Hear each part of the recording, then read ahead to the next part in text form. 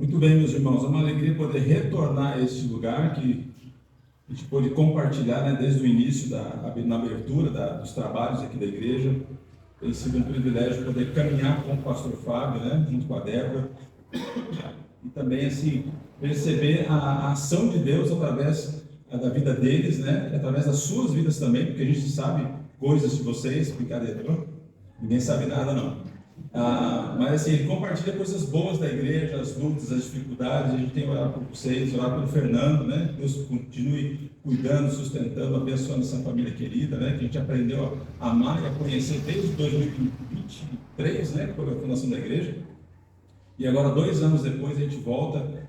E infelizmente eu volto só metade da família, né? Volto 50%, que é outro 50%. A minha querida ficou em casa, né?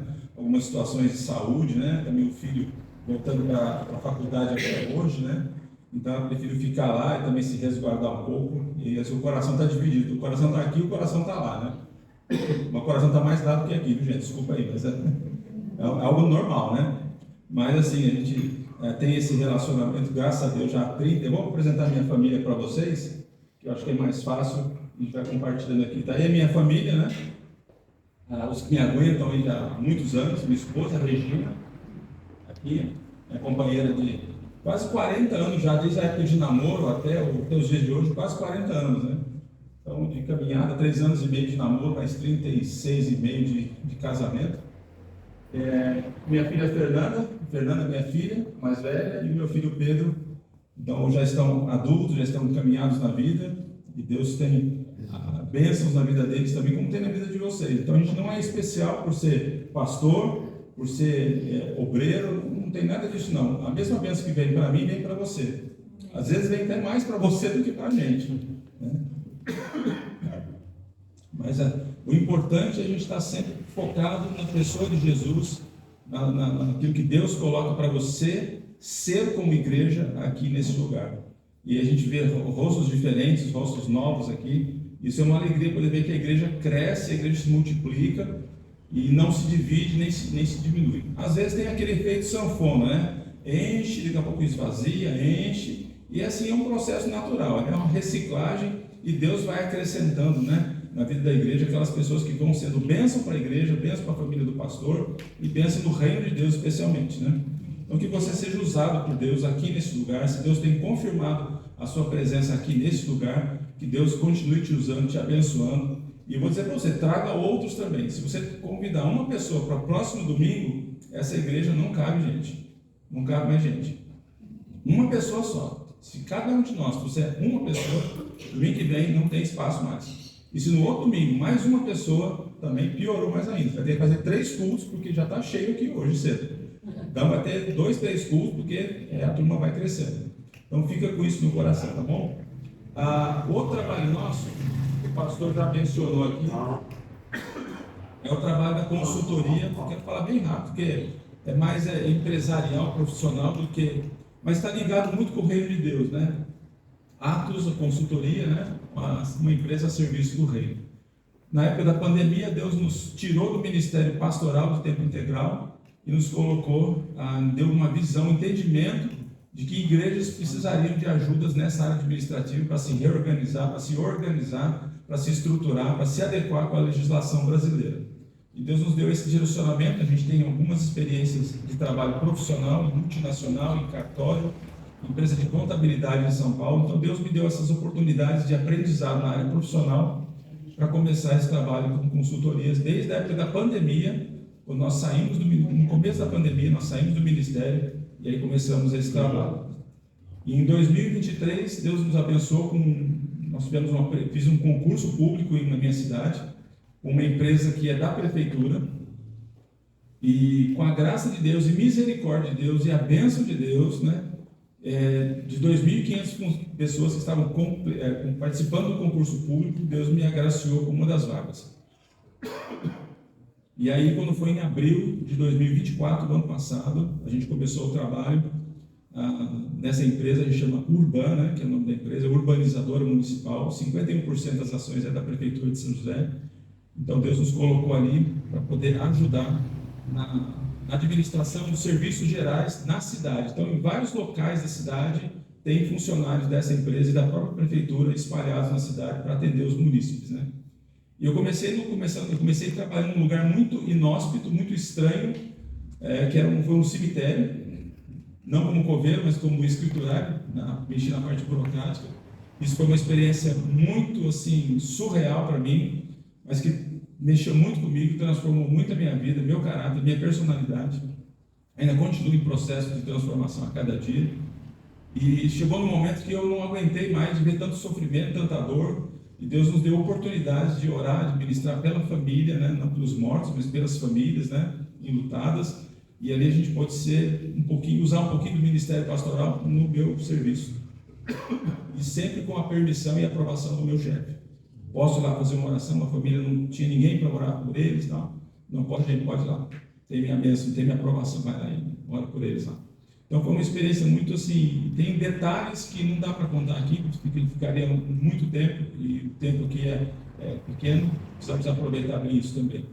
Mas em agosto do ano passado, né, depois de 4 meses nesse local, Deus nos transportou, nos levou para o Conselho Tutelar. Então hoje a gente trabalha no Conselho Tutelar, ajudando no trabalho, né, de prevenção, de cuidado com as crianças, né? E é muito trabalho, é muita denúncia, muita coisa ruim que acontece, infelizmente, né? De todos os lados, famílias desestruturadas. E aí quando eu olho para a minha família, às vezes tem algumas dificuldades, algumas briguinhas ali, como toda família tem, né? Uma luta aqui, uma desavença, uma discordância de opinião.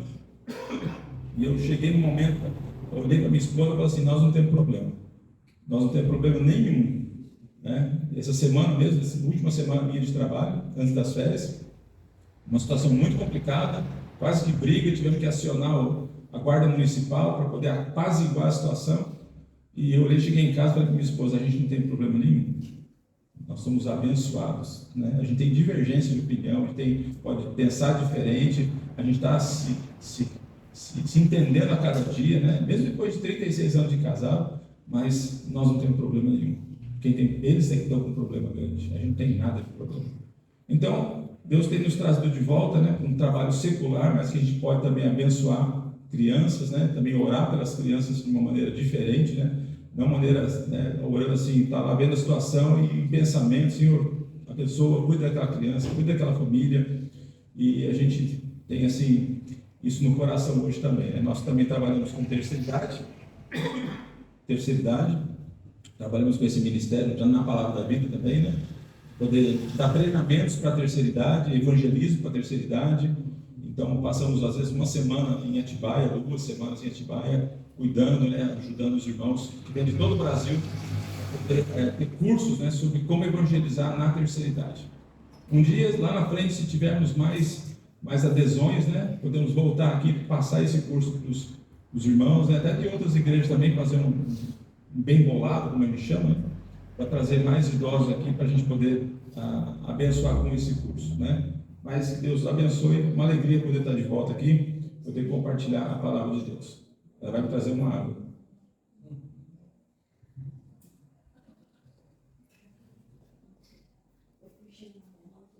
Não, tá bom. Até eu tomar, já vai melhorar. Obrigado. Perdoe minha tosse. Infelizmente eu acabei pegando uma gripe, mas eu estou tentando me administrar isso. Mas vamos lá para o que nós viemos aqui para trabalhar, para nós compartilharmos aquilo que Deus tem colocado no nosso coração. E com certeza, meu desejo que você seja abençoado pela palavra de Deus, não por aquilo que eu venha falar, mas que a palavra de Deus penetre no seu coração e você possa sair daqui diferente de como chegou. E cada domingo que você vem aqui, tenha esse desejo no seu coração. Deus me ajuda a sair diferente, para melhor, obviamente, né? Não para pior, né? De como eu cheguei aqui. Porque esse é o nosso objetivo, esse é o nosso desejo, tá bom? Muito bem. Você concorda com esse ditado popular? Que ditado popular é esse? O nosso teto é o chão dos nossos filhos.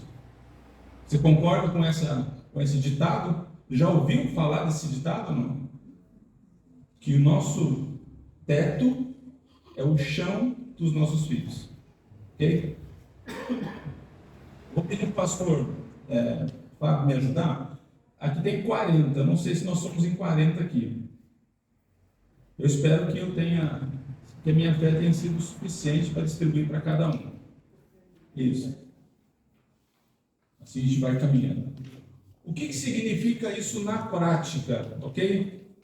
Essa expressão, nosso teto é o chão dos nossos filhos. Eu queria usar essa ilustração que vocês vão receber aí. Não se assuste com a ilustração que tem atrás, tá bom? Vocês vão entender por que tem um negócio estranho atrás aí, esse papelzinho. Mas a ilustração é essa aqui, irmãos. Vocês dá para ver direitinho? Dá. Muito bem. Nós temos aí, embaixo, os nossos antepassados, depois, pais e sogros. Nós vivemos neste andar, os filhos, e depois os netos e os nossos descendentes. Nossa família, então, ocupa os últimos andares de um prédio que está em construção.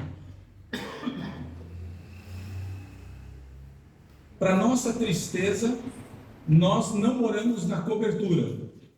Ok? Eu gosto de morar na cobertura. Cobertura sempre, né, tem coisas boas, legais. Saiba que você não mora na cobertura. Né? Nós estamos morando num prédio. Os andares de baixo são os nossos antepassados, nossos avós, nossos pais, nossos sogros. Obrigado. E depois você tem os filhos, que são o próximo andar, depois os netos, que é outro andar ainda, os bisnetos, e aí vai. Então você não mora na cobertura. Você mora em um dos andares dessa caminhada, desse prédio chamado vida familiar. Em cada andar, então, inferior, estão os nossos antepassados, da qual nós viemos, dos quais nós viemos, tanto marido quanto esposa. Então você teria aí dois prédios, mas na verdade você tem um prédio só, e em cada andar de baixo você tem 2 apartamentos, seriam os sogros e os seus pais. Entenderam isso? Dá para entender isso? Ok? Então aí você junta com a sua esposa, então você está morando num andar. E o próximo andar então vai ser os seus filhos, que se você tiver 2 filhos ou mais, você vai dividir o andar de cima em 2, 3, 4, 5, até 10, 20 filhos que você tem. Então os andares superiores são os descendentes ou os herdeiros, sendo os filhos, então netos, bisnetos, tataranetos. O andar no que nós estamos hoje ainda está em construção ou reformas diárias. Ok? O nosso andar não está pronto totalmente ainda. Nós sempre estamos em constante renovação, constante manutenção, constante ajuste da nossa vida naquele andar. É o que a gente chama dos casais, a gente chama de DR, né? É discutir a relação. Quando você está discutindo a relação com a tua esposa, você está em manutenção daquele andar. Você está em reforma daquele andar. Por que reforma? Porque muitas vezes você vai ter que mudar a sua forma de pensar, vai ter que virar a chavinha aqui, vai ter que tirar o seu ego, né? Mudar o seu ego e deixar que Deus fale através de você, através do seu cônjuge, seja um homem, seja uma mulher, para que você ajuste a sua forma de pensar e ela também ajuste a forma de pensar. Ambos, ajustando a forma de pensar, vão se encaixar nessa engrenagem chamada casamento. E assim você vai ter uma reforma, e agora essa área, esse cômodo do nosso casamento já está arrumado, já está resolvido. Ok? Segue em frente. Vamos para o outro cômodo. Vamos uma outra área da vida para a gente ajustar e renovar e reciclar. E assim é constantemente. Isso só vai acabar quando um dos dois vier a ser recolhido por Deus. Ou os dois. Enquanto estão os dois juntos, estão vivos os dois, é esse constante renovar. E isso é todos os dias, 24 horas por dia, 7 dias por semana, 30 dias no mês, ou 31, 12 meses no ano, por toda a sua vida. Você pode ter 2, 10, 5, 10, 20, 30, 40, 50 anos de casado e ainda estar construindo, ou quem sabe reformando o seu andar, o seu relacionamento, a sua casa, todos os dias. Não importa quanto tempo você tem de casado. Você pode ter casado semana passada. Você pode ter casado ontem, você vai começar a sua vida de reforma. Assim como numa edificação, melhor dizendo, sempre que nós temos coisas para arrumar, então, ao longo da nossa caminhada matrimonial. Ora o marido entristecendo a esposa, ora o marido também entristecendo. Ou a gente entristece a esposa nos entristece, enfim, a gente sempre tem essas situações que acabam acontecendo. E ajustes precisam ser feitos. Então, quando tem algum problema na família, precisamos parar e precisamos ter a humildade de poder entender o que ela está dizendo, o que ele está dizendo. E olha que para nós homens isso é muito difícil. Não é não, rapazes? Nosso orgulho masculino não nos deixa aceitar muitas vezes que elas têm razão. E eu digo isso aqui meio que apertado, porque no fundo ela tem razão. Quando ela diz algumas coisas, cuidado com isso, cuidado com aquilo. Eu falei, não, que isso, querido? Imagina. E geralmente quando ele percebe, ela fala, viu, eu falei para você. Lembra que eu te dei esse recado, eu te dei esse conselho? Eu falei, pois é. E aí a gente acaba sofrendo as consequências de não ouvir. Aí pensar, Deus vai falar comigo, Deus vai abrir a porta do céu, vai cair lá uma mensagem, alguma coisa assim para mim, e isso vai, não, Deus está usando a tua esposa para falar com você. Eu vou dizer, Deus também usa o teu marido para falar com você, esposa. Então é uma recíproca, mas ambos precisam estar conectados, firmados com Deus. Nós vamos falar sobre conexão à noite. Então, é um spoiler, né? Vem à noite, traga mais um, tá bom? Então, nós precisamos estar sempre em comunhão com Deus, para ouvir Deus, seja através das Escrituras, de forma primária, seja através das circunstâncias ao redor, seja também através do seu cônjuge, seja homem, seja mulher. Assim como estamos nessa edificação, ela precisa de manutenção periódica, porque há um desgaste na estrutura muitas vezes. Se você não der manutenção na estrutura, ela vai se desgastar. Vocês já ouviram reportagens sobre os prédios lá em Santos, né? Na região litorânea, né? Prédios que estão ruindo, que estão cedendo. Alguns prédios, se vocês lembram algumas reportagens, pode puxar aí no Google, né? Você vê que prédios, eles estão assim, inclinados. Eu não moraria num prédio que está inclinando. Você põe uma bola de tênis, a bola rola. Eu ficaria apavorado de morar num prédio que ele está fazendo isso. Está cedendo, porque a estrutura, ela não foi bem alicerçada. Ou seja, ela foi alicerçada, mas com areia da praia. E você junta com as ferragens que estão no meio da estrutura, essas colunas aqui, por exemplo, isso aí que você está vendo aqui, é uma coluna de sustentação do prédio. Se você põe a areia do mar com ferro, o ferro vai... A areia do mar, que tem água também ali junto, vai corroer essa estrutura. Eu não sou engenheiro, mas de ouvir falar a gente entende um pouco. E o que acontece é que vai ruir, vai ter rachaduras no prédio. Parece que, graças a Deus, a engenharia moderna hoje, eles entraram por baixo da estrutura desse prédio, colocaram macacos pneumáticos, esse prédio está voltando ao prumo normal. Os engenheiros aí me ajudam se a palavra é certa. Estão voltando à posição original. Estão salvando aquele prédio, principalmente salvando as vidas daquelas pessoas que moram lá dentro. Então, muitas vezes, o relacionamento marido-mulher da família precisa passar por esses ajustes, essas manutenções, porque se você não conserta isso, você vai criando ferrugens nessa estrutura, nesse concreto armado, né, que é a base do seu casamento. E principalmente se você não põe Deus nesse processo todo, a tendência é ruir, como se fosse uma implosão, né? Quando as pessoas não têm mais utilidade para aquele prédio, o que eles fazem? Eles implodem. Aí o prédio todo lá bonitão, né, enorme, soltam aquelas bombas lá embaixo, né, estrategicamente posicionado, e o prédio vai assim, ó, desce. E o que era um prédio de 20 andares, hoje é um monte de escombros, né? Para poder construir outra coisa nova, mais resistente. Então, precisamos ajustar os interesses, os objetivos, né? E essa revisão, muitas vezes, nós chamamos de DR, que é discutir o relacionamento.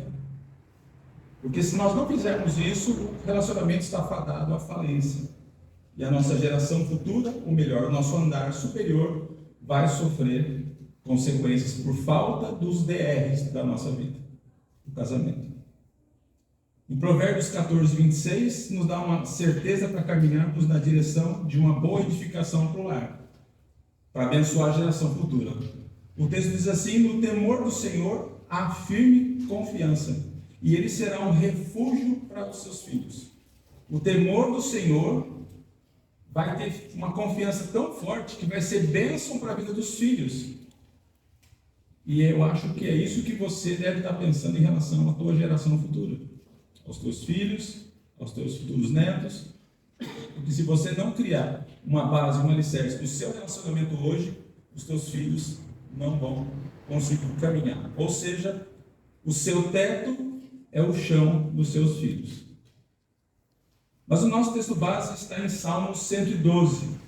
Ele nos dá uma motivação para nós deixarmos um legado positivo e abençoado. Você pode acompanhar aqui na versão que a igreja utiliza, né? O pastor me ajudou aqui para não colocar outra versão, mas o texto está aí. Vamos ler, eu vou ler com vocês podem acompanhar na Bíblia, mas o texto está projetado ali. Eu acho que dá, não tem porquê. O texto diz assim: louvai ao Senhor, bem-aventurado o homem que teme ao Senhor, que em seus mandamentos tem grande prazer. A sua semente será poderosa na terra, a geração dos retos será abençoada. Prosperidade e riquezas haverá na sua casa, e a sua justiça permanece para sempre. Aos justos nasce luz nas trevas, ele é piedoso, misericordioso e justo. O homem bom se compadece e empresta, disporá as suas coisas com juízo, porque nunca será abalado, o justo estará em memória eterna. Não temerá maus rumores, o seu coração está firme, confiando no Senhor. O seu coração está bem confirmado, ele não temerá, até que veja o seu desejo sobre os seus inimigos. Ele espalhou, deu aos necessitados, a sua justiça permanece para sempre, e a sua força se exaltará em glória. O ímpio o verá, e se entristecerá, rangerá os dentes, e se consumirá. O desejo dos ímpios perecerá. Vamos orar? Pai querido, obrigado pela tua palavra. A tua palavra, ela permanece viva nos nossos corações, e que ela seja uma espada de dois gumes, cortando na entrada e cortando na saída, para que o Senhor plante a tua semente ali nos nossos corações nesta manhã, e que sejamos, ó Pai, abençoados, encorajados, animados, ó Deus, e abençoados por ela, Senhor Deus, apesar do pregador desta manhã, Senhor Deus. Pedimos a tua graça, a tua bênção, a tua direção, e que seja o Senhor aparecendo e não o pregador, Senhor. Em nome de Jesus é que nós oramos e agradecemos. Amém. Amém. Muito bem. Com base nesse texto, e eu acho que a versão está certa, né, pastor? Certinho, está bem ali. Tive que ter esse cuidado aí, tá bom? Então vamos lá. Vamos descobrir então, com base nesse texto, como deixar um legado familiar. O que é legado? Ou melhor dizendo, eu vou dizer o que não é legado, tá? E vocês já vão entender que todos nós tínhamos uma ideia do que é um legado.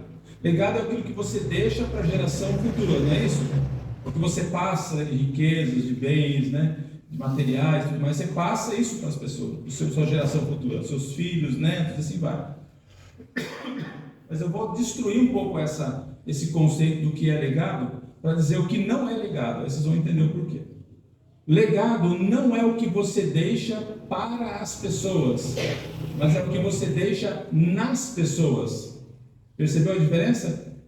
Eu posso deixar esse telefone para o meu filho, mas eu posso deixar algo na vida do meu filho que ele vai entender, e um dia ele vai poder comprar o seu próprio telefone, e ele vai dizer: pai, obrigado que o senhor me deu orientações e eu pude adquirir aquele telefone que eu estava pensando e sonhando e podendo comprar. Não aquele telefone que o senhor me deu, mas aquele telefone que eu estava pensando. Então o senhor me deu diretrizes de como ver um telefone bom. Eu estou dizendo telefone, só um exemplo, né? Pode ser qualquer coisa da vida. O senhor me deu diretrizes para me decidir sobre a minha vida futura. É isso que é o legado. É o que você deixa nas pessoas, não para as pessoas. O que você deixa para as pessoas é material.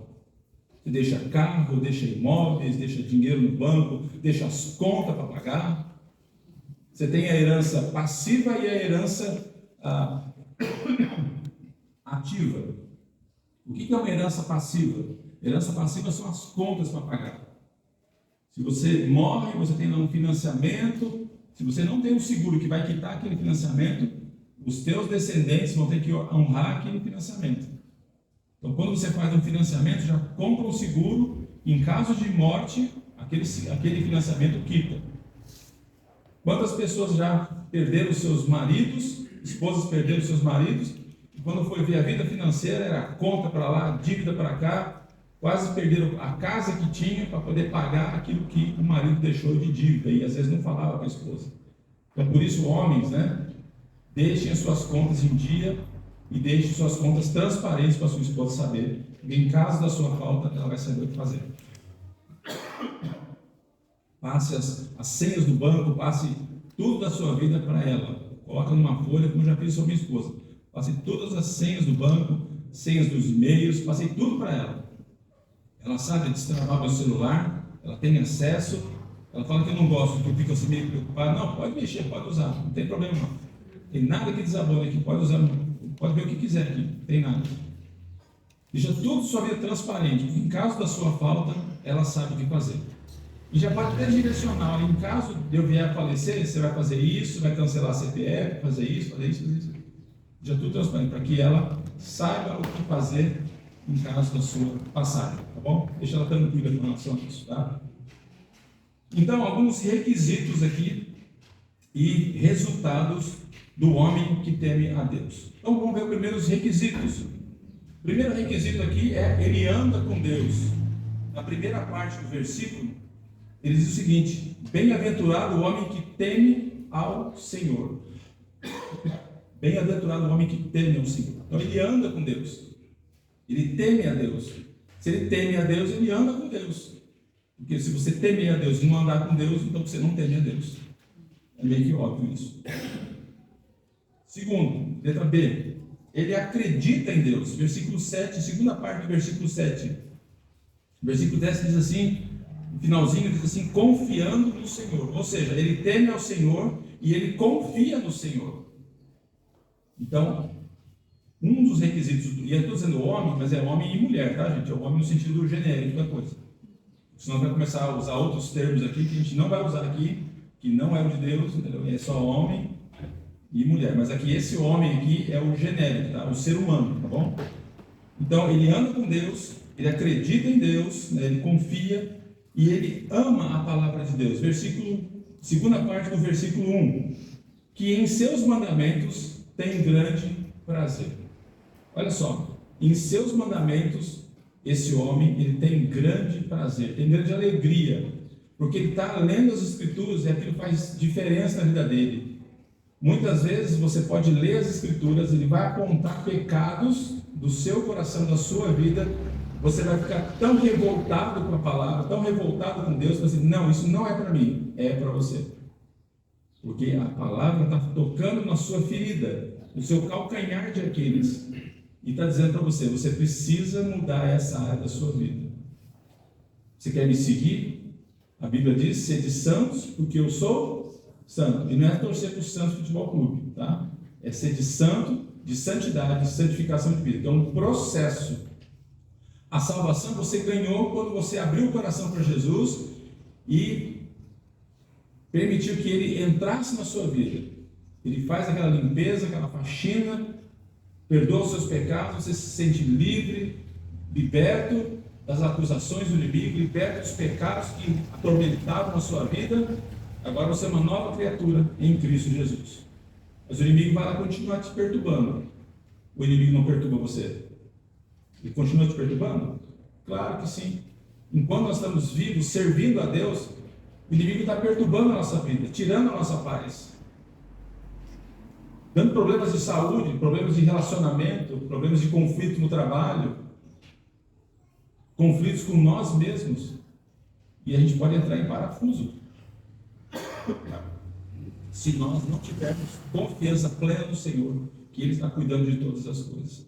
Então ele anda com Deus, ele acredita em Deus, ele ama a palavra de Deus. Porque é na palavra de Deus que nós vamos buscar o nosso direcionamento para o dia a dia. Como é que eu vou agir desse jeito? Como é que eu vou fazer isso? Como é que eu vou amar o meu inimigo que quer tirar o meu emprego, que quer tirar o meu caráter, que quer tirar a minha honra, quer destruir minha vida pessoal, minha vida familiar? Como é que eu vou amar um homem desse? Mas o Senhor manda a gente amar os inimigos. Deus manda até dar outra face quando ele te esbofeteia, dá outra face para ele. Eu não vou dar outra face, não, Senhor. Eu prefiro pegar as duas faces dele e dar as bolachinhas no lado esquerdo, dar as bolachinhas no lado direito, do que eu dar a face. Mas não é isso que Deus pede. Se alguém te dá dá outro rosto. Anda mais uma milha com ele. Está difícil de andar com aquele cidadão que te perturba no trabalho, que você está empurrando o trabalho? Está difícil? Tá. Você vai ter que andar mais uma milha com ele. Deus, eu não quero andar, eu quero que ele pare e eu continue essa milha. Não, você vai ter que andar com ele muitas vezes. Vai ter que suportar ele em amor. Vai ter que amá-lo. Como Cristo amou você, vai ter que amar ele também. Porque é através do seu amor, do seu testemunho, que você vai levar Jesus para aquela pessoa.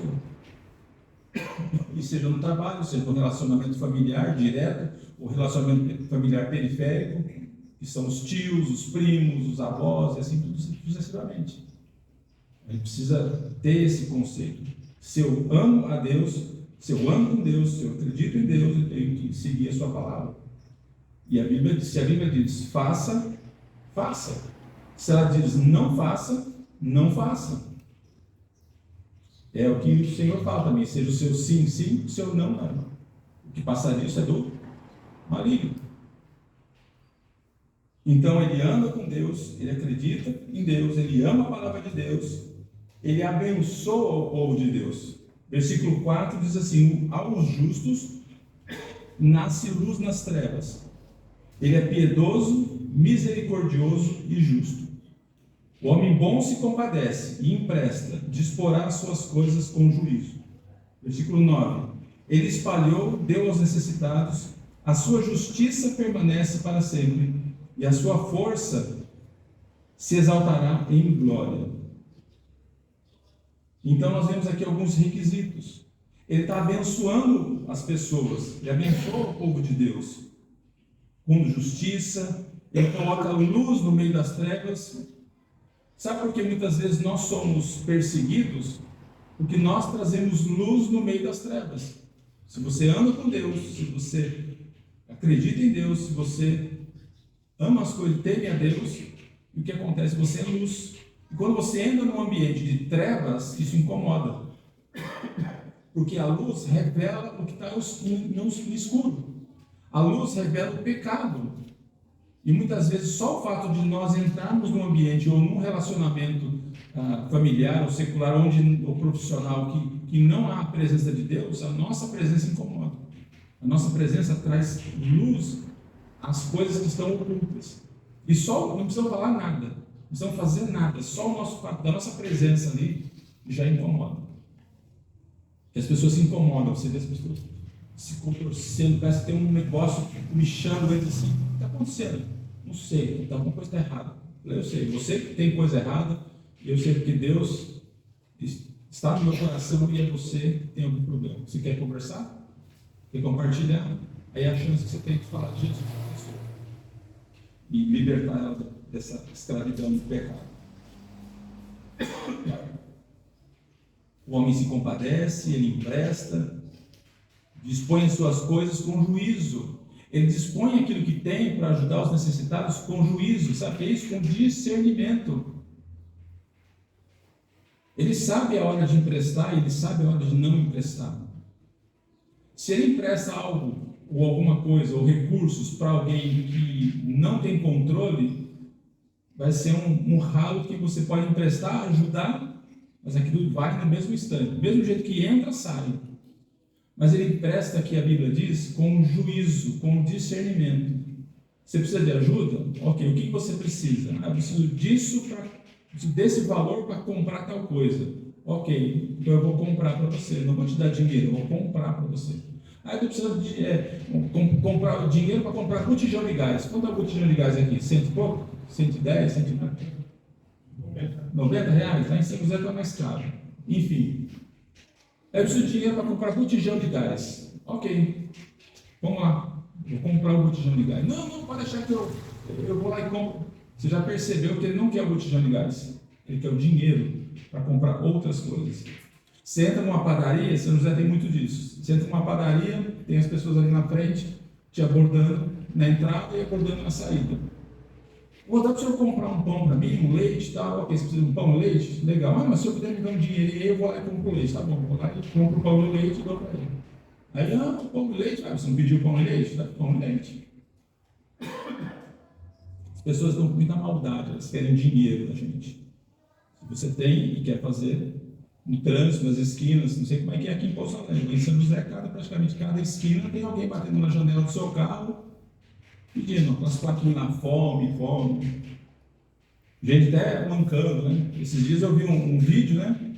Alguém que estava numa cadeira de roda pedindo ajuda, aquela coisa toda, e o vídeo estava assim, né? A buzina faz milagres, né? Aí um rapaz estava na cadeira de roda, tudo, daqui a pouco ele deu uma buzinada, o cara levantou e saiu correndo, né? Você vê que é a maldade das pessoas, né? Estão usando da má fé para poder o quê? Poder ganhar dinheiro em cima da nossa boa vontade, da nossa boa fé. Então, quando Deus tem planos, Ele vai reagir, Ele vai agir em nosso favor. Muito bem, então esses são os requisitos do homem que teme a Deus. Ele anda, acredita, ama e abençoa. Os resultados do homem que teme a Deus. Deixa eu tomar uma aguinha. Resultados do homem que ama, que teme a Deus.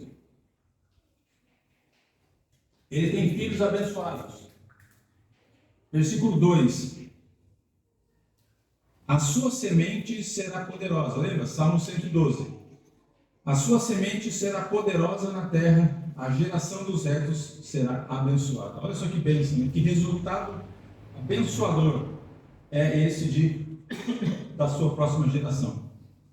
A sua semente, ou seja, os seus filhos serão poderosos na terra, a geração dos retos será abençoada. Você quer ter filhos abençoados? Eu quero.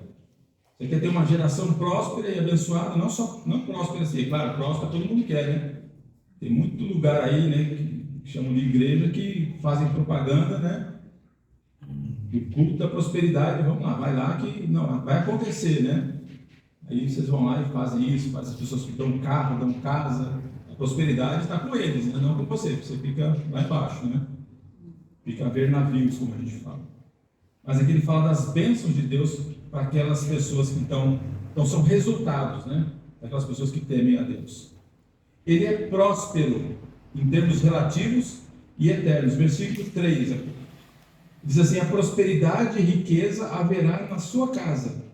Olha só, prosperidade e riqueza haverá na sua casa. Por isso que eu coloquei em termos relativos e eternos. Porque a gente pensa em riqueza e prosperidade aqui na terra.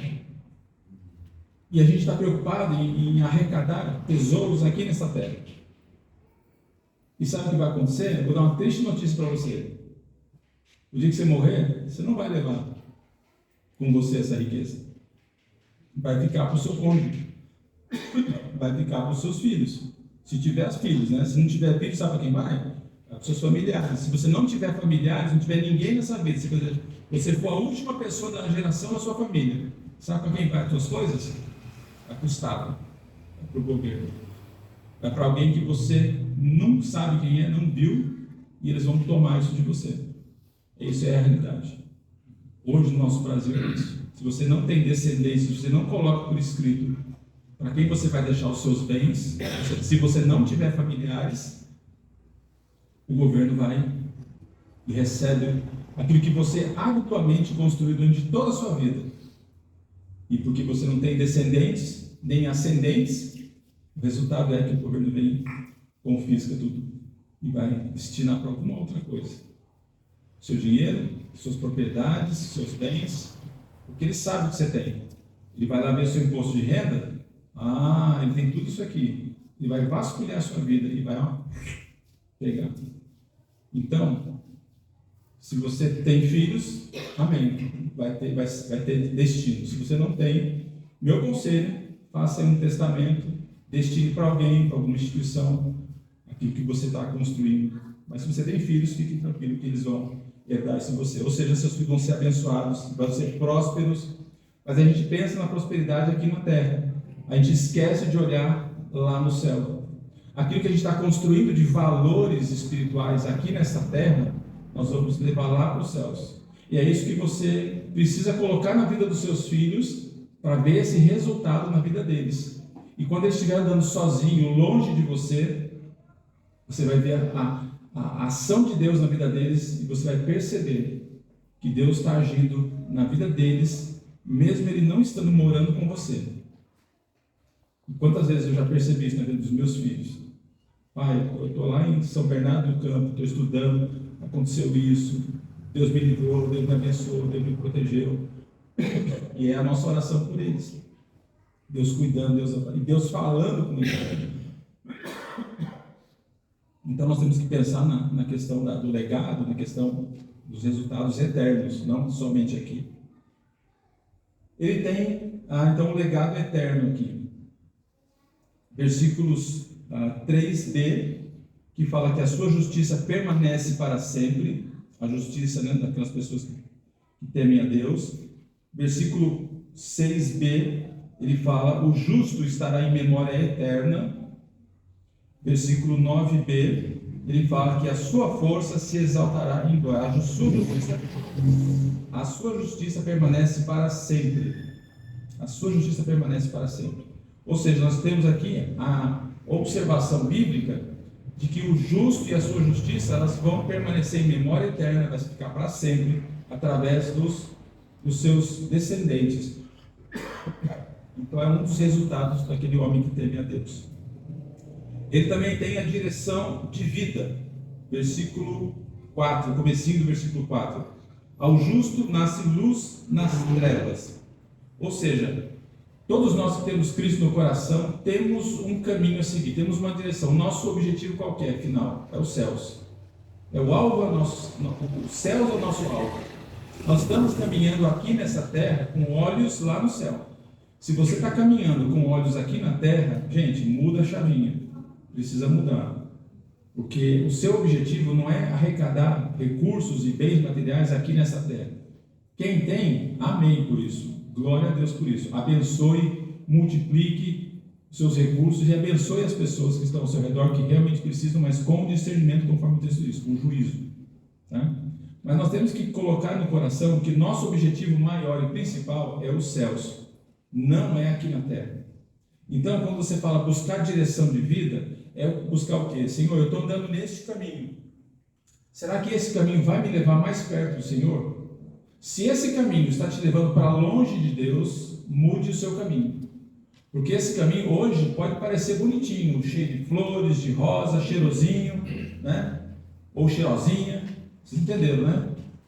Aí você está entrando naquele caminho, achando que aquele caminho vai te levar para o céu, que você vai levá-la para o céu, que você vai levá-lo para o céu.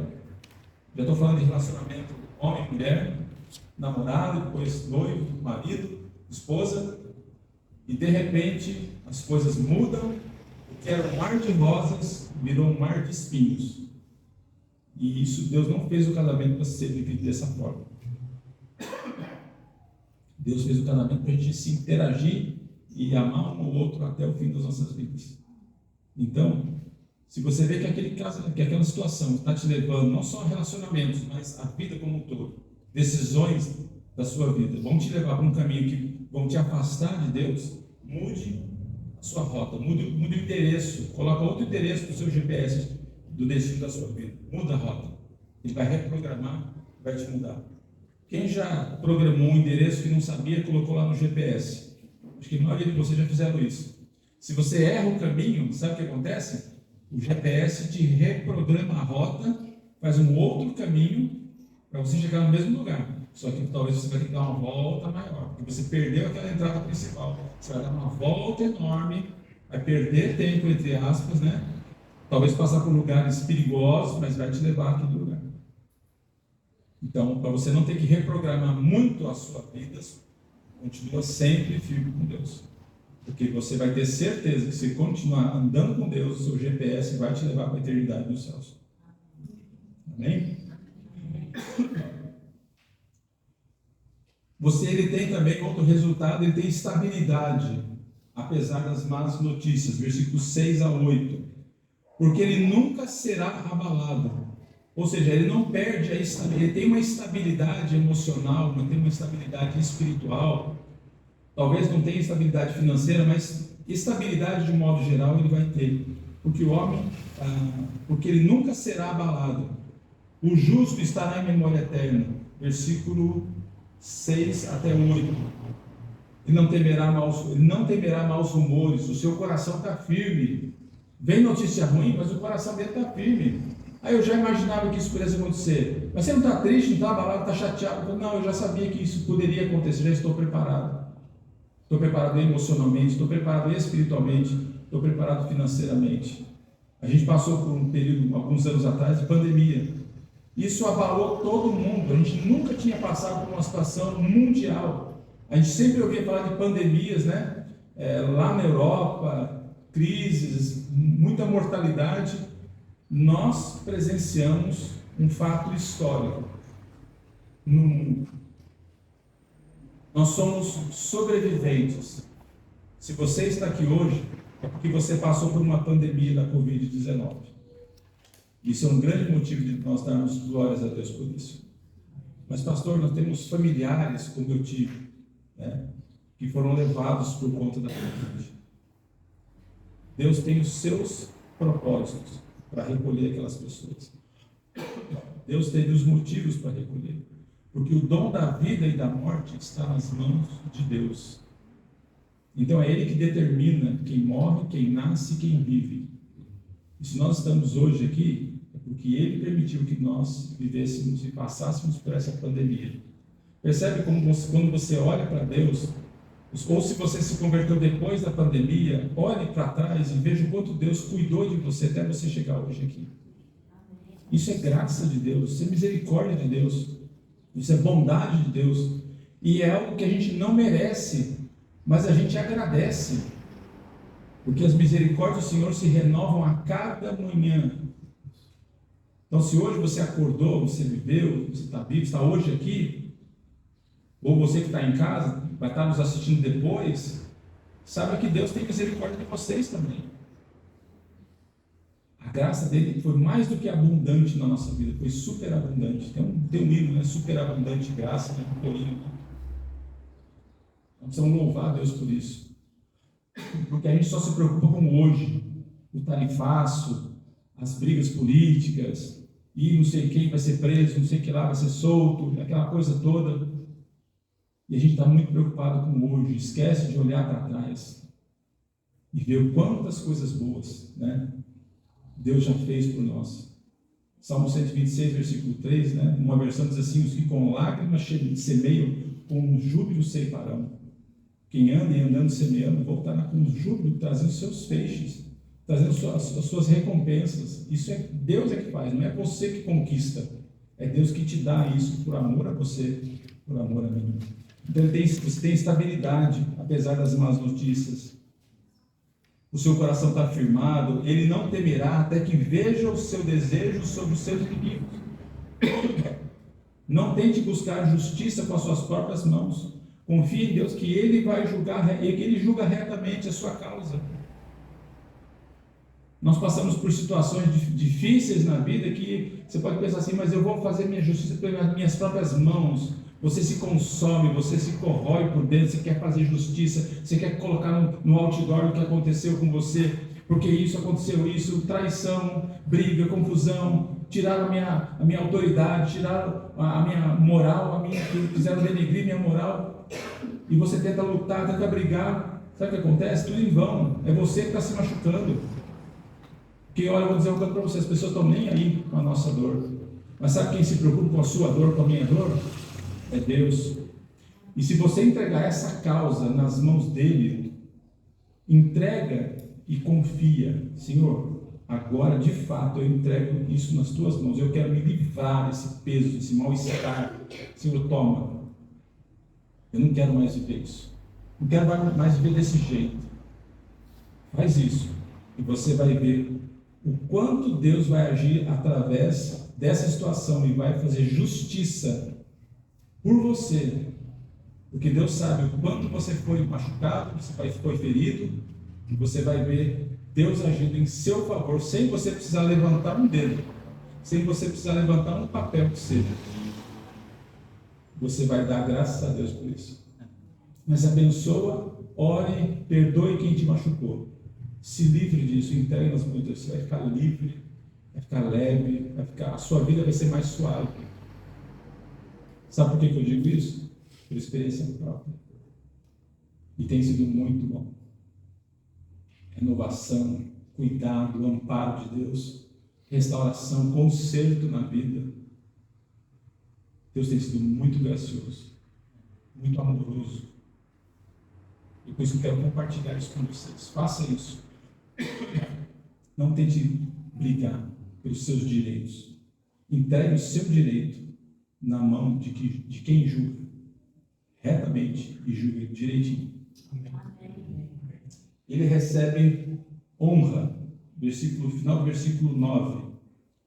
E a sua força se exaltará em glória. Ou seja, Deus vai honrar você. Deus está vendo o seu esforço, Deus está vendo o seu sacrifício, Deus está vendo a tua dedicação naquilo que você está fazendo, que é em prol do reino, é em prol de uma causa justa, honesta, digna, e Ele vai honrar você, Ele vai cuidar de você, Ele vai dizer: filho, vem comigo, e você vai ver o quanto Deus vai agir através da sua vida. Quando você olha para trás, Deus, aconteceu tudo isso? Ele vai dizer: sim, aconteceu. Sabe por quê? Você entregou o seu problema, a sua dificuldade nas minhas mãos, e eu estou conduzindo você. E se você passou por isso, é porque eu conduzi você. É aquela ilustração, né? Quando a pessoa está andando com Deus, né? Numa praia, você vê a olha para trás, e tem 4 passos, né? Já ouviram essa ilustração, né?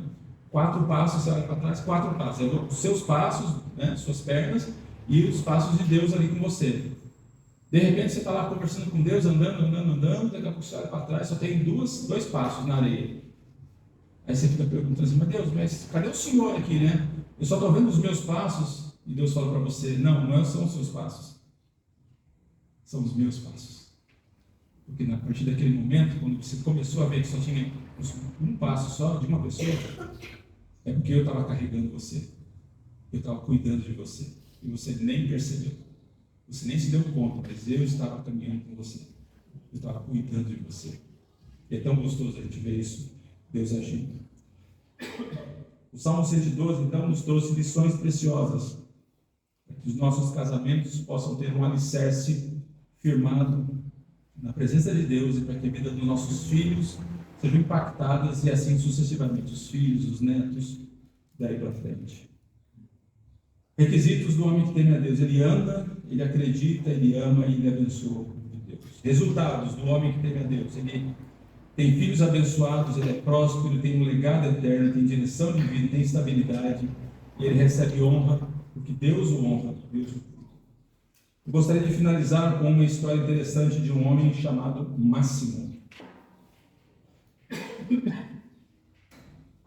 Máximo era um homem que tinha filhos, tinha família, tinha um bom trabalho, era bem quisto na sociedade, no emprego, na sua igreja, mas ele tinha um problema.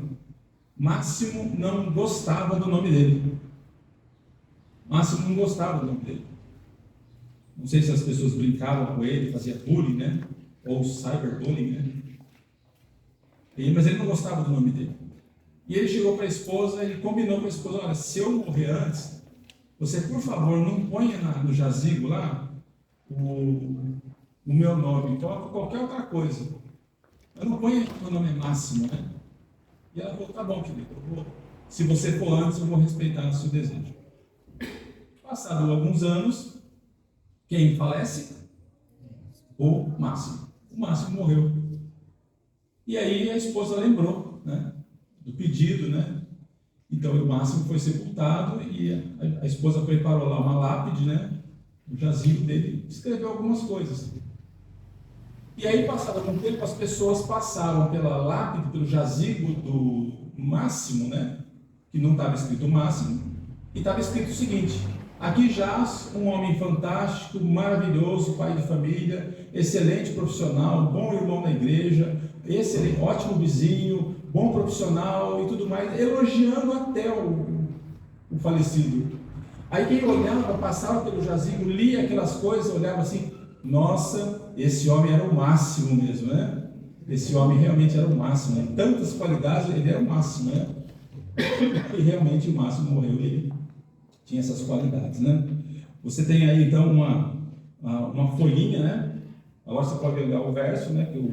A primeira parte é aquela ilustração do andar, e é uma pequena lição de casa, né? Para você tentar escrever um versículo bíblico nessa lápide que pudesse representar como você gostaria de ser lembrado e como você gostaria de deixar como um legado para a sua família, para os seus descendentes. Não precisa fazer agora não, pode fazer em casa com calma. Que versículo bíblico você gostaria de colocar nessa lápide que representasse você nos dias de hoje?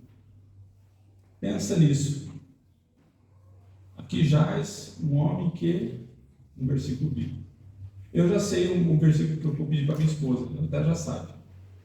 Tal como o Filho do Homem não veio para ser servido, mas para servir e dar sua vida em resgate por muitos. Marcos 20, 25, se eu não me engano. O 25, 20, 25, alguma coisa assim. Esse é o versículo. Já pedi para minha esposa. Se ela vai colocar, não sei. Mas eu espero que ela coloque. Relembrando então nossa ilustração inicial, onde nós somos moradores de um prédio cujo andar nós estamos vivendo nesse exato momento. Você tem atrás aí o verso, você pode levar para casa. No verso aí eu tenho o andar onde você mora e você possa reformar esse alicerce. Então faço essa pergunta que nós podemos levar para casa, então, como motivação dessa relação, reflexão cuidadosa, né? Aí que é o máximo, o máximo está enterrado aí, ó. Aí, esse é o máximo aí. Como está a construção ou reforma do seu andar? O que você vai deixar de legado nas pessoas? Lembra? Deixar legado nas pessoas, não para as pessoas. Se você tiver possibilidade de deixar legado para as pessoas, amém. Mas o mais importante é o que você vai deixar de legado nas pessoas. Que princípios e valores você vai incutir nos seus filhos? E por que não dizer nos seus netos, né? Porque hoje em dia as vovós cuidam dos seus netos em alguns momentos, né? Quando a família trabalha, o que acontece é que os filhos, né? Ficam com os avós. Tem um ex-chefe meu, que ele tem o dia, durante a semana tem o dia do neto. Ele manda mensagem, hoje eu estou fazendo faxina porque amanhã é dia do neto. Eu falei, legal, invista na vida dele. E ele tem um bom relacionamento com o neto, porque eu sei, ele não tem Jesus no coração, mas ele tem um excelente relacionamento familiar, marido e mulher, até o que eu sei. Tem filhos abençoados, até onde eu sei. E ele cuida dos filhos. A única coisa que falta na vida dele, para ele se tornar de fato e de verdade um cristão real, é Jesus no coração dele.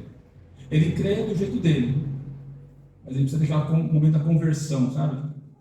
Ele é uma excelente pessoa, bonzinho, mas isso não vai levar ele para o céu. E todos os dias eu mando mensagens para ele sobre Jesus, devocionais para ele. Você pensa que ele rejeita? Ele recebe. Ele retorna, ele recebe. E é um homem que eu estimo demais, como profissional, uma referência para mim como profissional. Você consegue ver então na vida dos seus filhos algum princípio da palavra de Deus, onde vocês ensinaram e eles estão aplicando? Talvez quem não tenha filhos ainda talvez vai ter e vai poder desfrutar dessa possibilidade. Mesmo que você não tenha filhos, você consegue ver isso na vida de alguém, de algum familiar mais próximo, de algum sobrinho. Às vezes você não tem filhos, não vai ter por opção, ou não vai ter por possibilidades mesmo, mas você tem os seus sobrinhos, onde você pode ali meio que amparar e também investir na vida deles. Alguns irmãos, cunhados.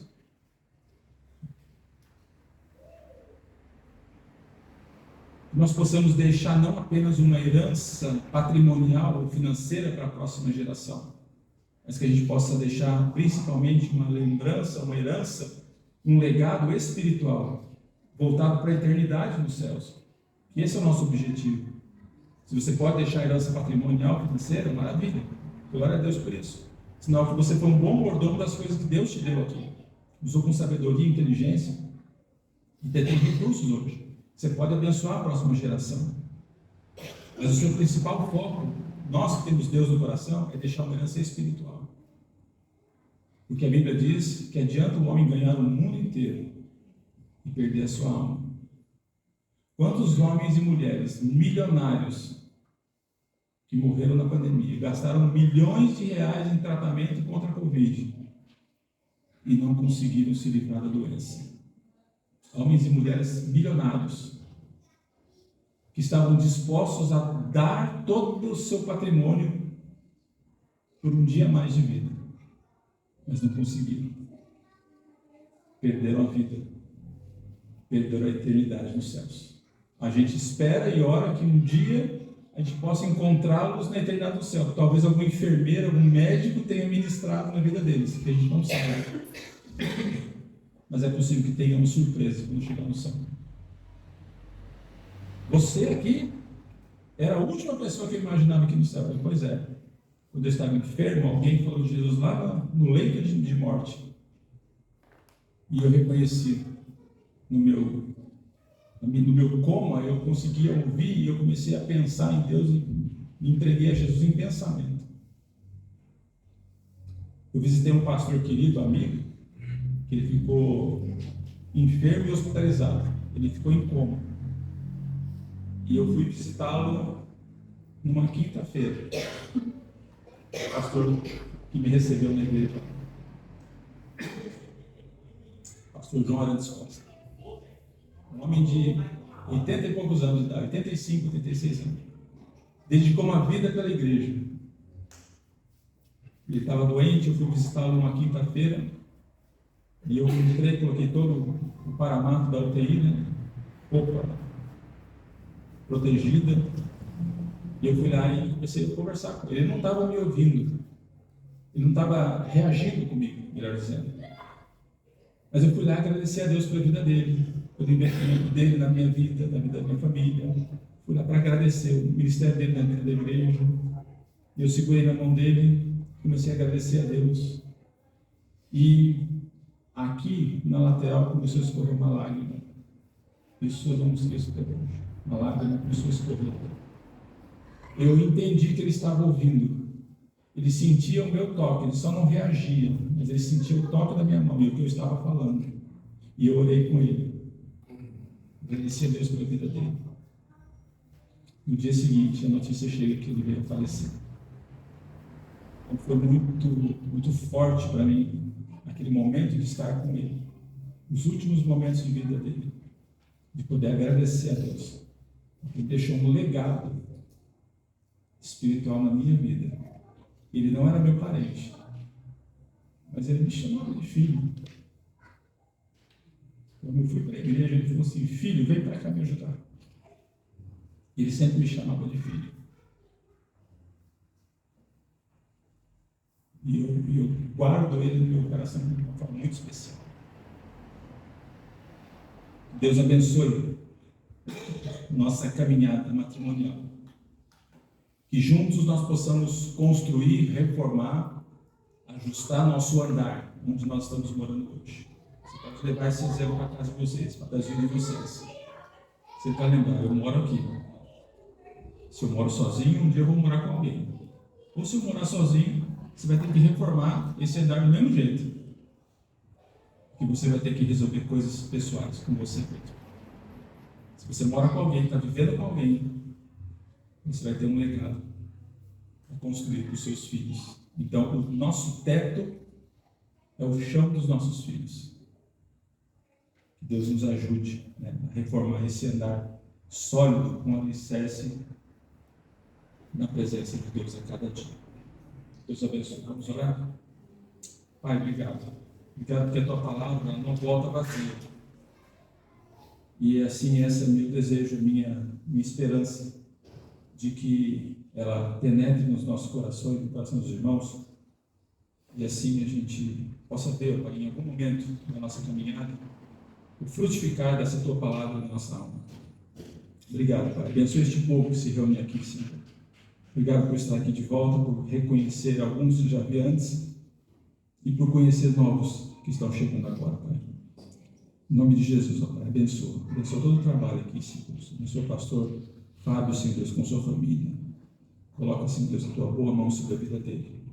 Que ele seja, continue sendo, Pai, um instrumento do Senhor na construção de algo grande, não para a glória dele, mas para a glória do Senhor. Que ele seja abençoado, ungido, direcionado pelo Senhor. Coloca pessoas, ó Pai, idôneas. Coloca, Senhor, pessoas idôneas que vão abraçar, que vão amparar, que vão ajudá-lo nesta obra, Senhor. E em teu nome que nós oramos. Que o Senhor esteja com cada um aqui, nos seus relacionamentos familiares, relacionamentos conjugais, os seus filhos, seus netos, bisnetos, tataranetos, e assim a próxima geração seja também igualmente abençoada. Em nome de Jesus.